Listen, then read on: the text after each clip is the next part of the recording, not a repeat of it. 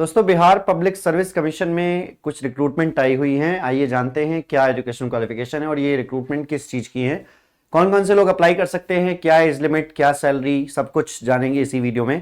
तो आप बीपीएससी की वेबसाइट पर जैसे ही ओपन करते हैं आपको सामने ही दिख जाएगा 9 जून को ये एक इंपॉर्टेंट नोटिस और एडवर्टाइजमेंट आया है, जहां पर ये है advertisement for the post of vice principal and equivalent in industrial training institutes ITI under the labour resource department government of Bihar.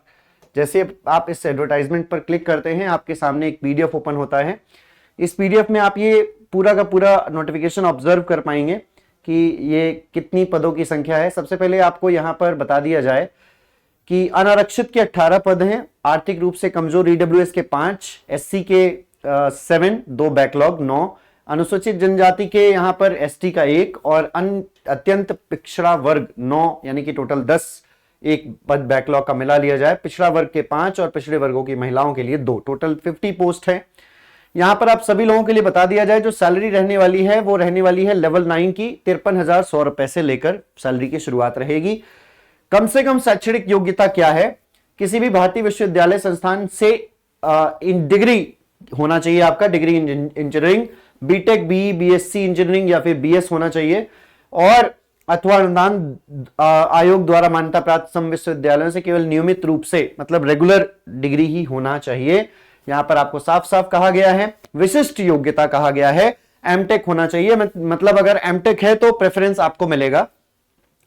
इसमें आपको एमटेक होना है, एमटेक है आपका तो भी बेहतर है, और अगर नहीं है तो बीटेक मिनिमम रिक्वायरमेंट है, वो आप कम से कम आपके पास बीटेक होना चाहिए। अगर आपके पास बीटेक है तो आप अप्लाई कर सकते हैं। जो एज लिमिट रहने वाली है वो 1 अगस्त 2025 को कम से कम आपने 22 वर्ष की उम्र को प्राप्त कर लिया हो, या फिर अधिकतम 40 वर्ष की जो है वो आपको दी गई है। अत्यंत पिछड़ा वर्ग, अनारक्षित महिला के लिए 40 वर्ग। और यहां पर आप सभी लोगों को बता दिया जाए, नीचे आ जाते हैं यहां पर कि किस प्रकार से यहां पर सिलेक्शन होने वाला है, तो आपको सब कुछ बताया गया है। चयन का आधार जो होगा वो लिखित परीक्षा होगी। लिखित परीक्षा यहां पर 150 प्रश्नों की होगी। ओके, इसमें साफ साफ कहा गया है यह परीक्षा 150 प्रश्नों की होगी, वस्तुनिष्ठ प्रकृति का होगा, जिसमें जनरल इंजीनियरिंग साइंस के 100 क्वेश्चंस रहेंगे, सामान्य योग्यता जनरल एप्टीट्यूड के 50 क्वेश्चंस रहने वाले हैं। प्रत्येक प्रश्न का अंक निर्धारित है, प्रत्येक गलत उत्तर के लिए 1/4 जो है वो काट लिया जाएगा। परीक्षा की अवधि 3 घंटे की होगी, मतलब 3 घंटे का पेपर रहने वाला है। जनरल एप्टीट्यूड के लिए पाठ्यक्रम सिलेबस दिया गया है कि कौन कौन से टॉपिक्स पूछे जाएंगे मैथमेटिक्स में। इसके अलावा आप सभी लोगों को साक्षात्कार भी होना है। साक्षात्कार के लिए बेरतु का शॉर्टलिस्ट लिखित परीक्षा के आधार पर किया जाएगा, और निर्धारित कम से कम 40% नंबर लेकर आना होगा। आपको ये साफ साफ कहा गया है। जो साक्षात्कार होगा वो 100 अंकों का होगा। शैक्षणिक योग्यता, विशिष्ट योग्यता, कार्य अनुभव, इन सभी को देखकर ये 100 नंबर का आपका टोटल इंटरव्यू होने वाला है, और कम से कम 40% नंबर लेकर आना होगा, तभी आपको आगे आप सिलेक्ट हो पाओगे। जैसे निर्धारित न्यूनतम शैक्षणिक योग्यता की बात करें, इसमें 40 अंक इसके लिए दिए गए हैं, ठीक है, ये दूसरी चीज है, और वो जो मैं बता रहा हूं 40% लेकर आना वो दूसरी चीज है। निर्धारित न्यूनतम शैक्षणिक योग्यता 40 नंबर का है, यानी कि अगर फॉर एग्जाम्पल आपके 80% नंबर है तो उसमें 0.4 से मल्टीप्लाई कर दीजिए तो आपको 32 नंबर मिलने वाले हैं। उसमें 90% मार्क्स है तो 90 आपके बीटेक में 90% मार्क्स है तो 90 मल्टीप्लाई बाय 0.4 कर दीजिए, सो 0.36 वहां से आपको 36 मार्क्स मिल जाएंगे। अगर आपने एमटेक किया है तो एमटेक के आधार पर आपको मान लीजिए कि आपने एमटेक किया हुआ है तो आपको जैसे एमटेक में 80% है तो 80 में 0.20 का मल्टीप्लाई कर दीजिए तो आपको वहां पर 16 नंबर मिल जाएंगे, अगर आपके एमटेक में 80% है तो। इसी प्रकार से कार्य अनुभव 10 अंक का है, और यहां पर कार्य अनुभव के लिए कहा गया हर एक वर्ष में 5 नंबर जुड़ेंगे। कम से कम 1 वर्ष का अनुभव होने पर 5 नंबर दिए जाएंगे, और 2 वर्ष का या उससे ज्यादा का अनुभव है तो आपको 10 नंबर दिया जाएगा, ठीक है। 1 वर्ष से कम का मान्य नहीं होगा, जो भी अगर आपका एक्सपीरियंस है तो। साक्षात्कार कुल 30 नंबर का होने वाला है, मतलब जो भी आपका इंटरव्यू होने वाला है वो 30 नंबर का होने वाला है। और जनरली वैसे तो जब आप इंटरव्यू में प्रेजेंट हो जाते हैं तो 30 नंबर में से 50% आपको मिल जाता है, 15 मार्क्स आपको मिल जाते हैं।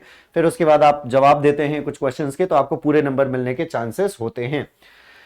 यहां पर आरक्षण सिर्फ स्टेट कैंडिडेट्स को ही मिलेगा, ये तो आप सभी लोगों को पता है। अदर स्टेट के कैंडिडेट्स यहां पर अप्लाई कर सकते हैं, ठीक है ना, ऐसा नहीं है कि इसमें अप्लाई नहीं कर सकते, अप्लाई कर सकते हैं अदर स्टेट के कैंडिडेट्स। और जो स्टेट रिजर्वेशन मिलता है वो सिर्फ स्टेट के कैंडिडेट को ही मिलता है। बाकी सारी चीजें मैंने आपको बता ही दी हैं, और इन्होंने जो एग्जामिनेशन पैटर्न है वो दे ही दिया है।